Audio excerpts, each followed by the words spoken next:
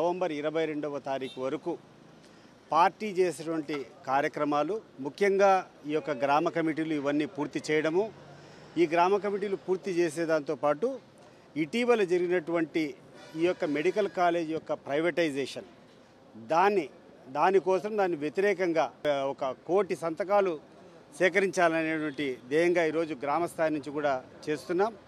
ఇదే కాకుండా ఇటీవల కాలంలో జరుగుతున్నటువంటి అనేక విషయాలు ప్రజా వ్యతిరేక కార్యక్రమాలన్నీ ఈరోజు మద్యం అయితేనేమి, ఈరోజు రైతులకు గిట్టుబాటు ధర రాకుండా పోవడమేమి, ఈ అంశాలన్నీ కూడా మనం ఎక్కడో దూరంగా ఉండి కాకుండా రాబోయే 40 రోజుల్లో ప్రతి ఒక్క నాయకుడు కూడా నియోజకవర్గంలోనే ఉండి ఈ కార్యక్రమాలన్నీ పూర్తి చేయడంతో పాటు ఆ గ్రామాల్లో కూడా అవేర్నెస్ తీసుకొని రావాలా, గ్రామాల్లో అంతా కూడా ఇంకా యాక్టివేట్ చేయాలనేటువంటి దిశానిర్దేశం మా నాయకుడు ఇవ్వడం జరిగింది.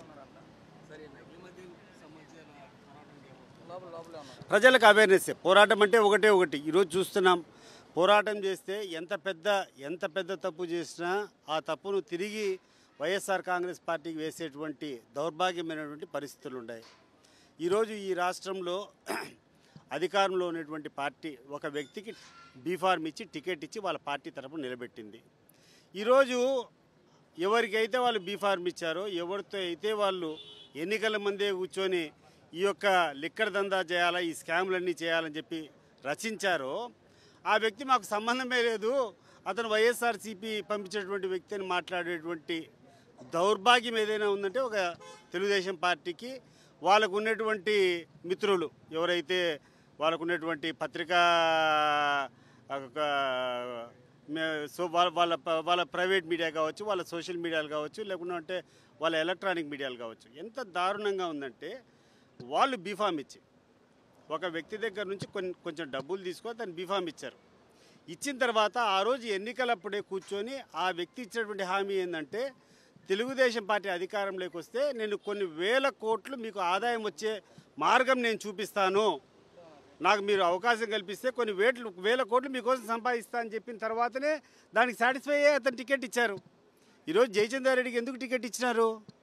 అతను ఏమైనా స్థానికుడా, 24 గంటలు ఆ ఊర్లో ఉండేవాడా, లేకుంటే ఆ ఊర్లో ఏమైనా సర్పంచ్గా గెలిచినాడా, లేకుంటే మండల ప్రెసిడెంట్గా గెలిచినాడా, లేకుంటే ఒక రాజకీయ కుటుంబమ్మా? అంతమందిని కాదని చెప్పి, ఎక్స్ఎమ్మెల్యేలుగా ఉండేటువంటి వ్యక్తులు కూడా కాదని చెప్పి, అనేటువంటి లోకల్ లీడర్ కాదని ఈ జయచంద్ర రెడ్డికి ఎందుకు ఇచ్చారండి టికెట్? అదే మరి మేము పంపించామని తను చెప్పచ్చులే, వాడి బుద్ధి ఏమైంది అంటున్నాను నేను. మా పార్టీ కోవటిగా పంపిస్తే స్వీకరించేటువంటి దౌర్భాగ్యం ఉంటే 175కి మేము పంపిస్తాం, మట్టు తీసుకో, నీకేం కావాలో రేటు, అంతే కదా. ఇప్పుడు నువ్వు మాట్లాడుతాండవు, నువ్వు టికెట్ ఇచ్చినావు, నువ్వు టికెట్లు ఇచ్చేటప్పుడు పుట్టు పూర్వోత్తరాలు అతను ఎవరు తెలియకుండానే ఇచ్చినావా? ఆ రోజు నీకు కళ్ళు కమ్మినాయి. ఏది ఇతను ఏదో పెద్ద ఎత్తున వేల కోట్ల ఆదాయ మార్గం చూపిస్తానంటున్నాడని చెప్పి మీరు అతనికి అవకాశం ఇచ్చారు. అతను ఇచ్చేటువంటి ఆ రోజు ఇచ్చినటువంటి చిల్లర డబ్బులు కాకుండా, నేను పెద్ద ఎత్తున అధికారం లేకొస్తే మీకు కొన్ని వేల కోట్ల ఆదాయం చూపిస్తాను అని చెప్పి ఆయన హామీ ఇచ్చిన తర్వాతనే అతను టికెట్ ఇచ్చి అతని దగ్గర తీసుకున్నారు. ప్రభుత్వం యొక్క అండ లేకుండా ఇంత పెద్ద ఎత్తున చేస్తారా? ఇబ్రహీంపట్నంలో దొరికింది సేమ్ గ్యాంగే కదా, అది కూడా ఆయన పేరేం పేరు, జనార్దను. ఎవరా జనార్దను? అతనికి ధనంజయ రెడ్డికి ఏం లింక్ మీరు చూస్తున్నారు కదా, ఫొటోస్ అంతా. It is same gang. అంటే వీళ్ళు ఈ యొక్క నకిలీ మద్యాన్ని, ఈ యొక్క అక్రమ మద్యం తయారు చేయడము ఇన్స్టిట్యూషనలైజ్ చేశారు. అంటే వీళ్ళు ఇక్కడనే కూర్చొని రాష్ట్ర ప్రభుత్వం అండదండలతోనే ప్యారలల్గా నాన్ డ్యూటీ పెయిడ్ లిక్కర్ అంతా కూడా సప్లై చేసుకొని మీ లిక్కర్ను వీళ్ళే మ్యానుఫ్యాక్చరింగ్ చేసి వేల కోట్లు సంపాదించేటువంటి రచనలో భాగమే ఇది. ఈరోజు దొరుకుతానే అతను మా వ్యక్తి కాదంటున్నారు. ఇంకా ప్రజలు ఆలోచన చేస్తారు. ఇప్పుడు దీనికి ఇంతకంటే మేమేం చెప్తాం? టికెట్ ఇచ్చేటప్పుడేమో మీవాడు, అతనేమో అతని దగ్గర నుంచి అంతో ఇంతో ముడుపులు తీసుకునేంత వరకు మీవాడు, అతను నేను గొప్ప స్క్రిప్ట్ ఇస్తా, మీకు కొన్ని వేల కోట్లు సంపాదిస్తా అంటే మీవాడు, అది బెడిసి కొట్టే కొద్దీ అది మావాడు.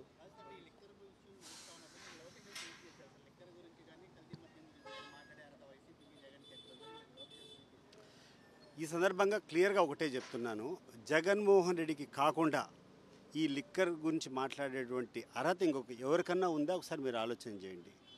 ఈ రాష్ట్రంలో జగన్మోహన్ రెడ్డి గారు ముఖ్యమంత్రిగా ఉన్నటువంటి 5 సంవత్సరాల పాలనలో ఎక్కడైనా ఒక్క నాన్ డ్యూటీ పెయిడ్ బాటిల్ అన్నా దొరికిందా? వీళ్ళు క్రియేట్ చేసేటువంటి మాటలు తప్పితే, వీళ్ళు నోటికి మాట్లాడింది తప్పితే ఎక్కడైనా ఒక్క బాటిల్ దొరికిందా, ఒక షాప్లో ఒక కేసు రిజిస్టర్ అయిందా? ఏది మాట్లాడేదానికన్నా ఒక అర్థం ఉండాలా? ఈరోజు ఇంత పెద్ద ఎత్తున ఎక్కడ చూసినా దొరుకుతున్నాయి, నకిలీ మద్యం దొరుకుతున్నాయి. ఆ రోజు ప్రభుత్వమే అమ్మేది. అమ్మేదానికి కూడా ఆ రోజు ఏపీబీఎస్సీఎల్ డిస్టిలరీస్, ప్రముఖ డిస్టిలరీస్ దగ్గర నుంచి ఏపీబీఎస్ఎల్ కొనుగోలు చేసేది. ఆ యొక్క డిస్టిలరీస్ మ్యానుఫ్యాక్చరింగ్ చేసింది అనేటువంటి మొత్తం అన్ని పరీక్షలు పూర్తి అయిన తర్వాతనే, నాణ్యత పరీక్షించిన తర్వాతనే ఆ యొక్క ఏపీబీఎస్ఎల్కి వస్తుంది. ఏపీబీఎస్ఎల్లో మొత్తం స్కాన్డ్ కాపీ, ప్రతి ఒక్క దాని మీద ఒక లేబుల్ ఉంటుంది. అంత నీట్గా జరిగితే దాన్ని తప్పులు పడినావు. ఈరోజు నాన్ డ్యూటీ పెయిడ్ లిక్కర్ వస్తూ ఉంది, మీరు చేసేటువంటి కల్తీ మద్యం వస్తూ ఉంది. ఇవన్నీ తప్పించుకునే దానికి మీరు మాట్లాడేటువంటి మాటలు ప్రజలు నిర్ణయిస్తారు. ఇవన్నీ కూడా ఏ అధికారి పట్టించుకునేటువంటి పరిస్థితిలో లేరు. అల్టిమేట్గా మేము ప్రజల ముందర చెప్తాం, ప్రజలు నిర్ణయిస్తారు దానికి.